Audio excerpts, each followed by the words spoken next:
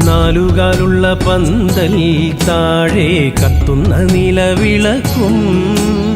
പീഠത്തിൽ കുറുവടിയും ചേലിൽ പൊന്നുടയാടകളും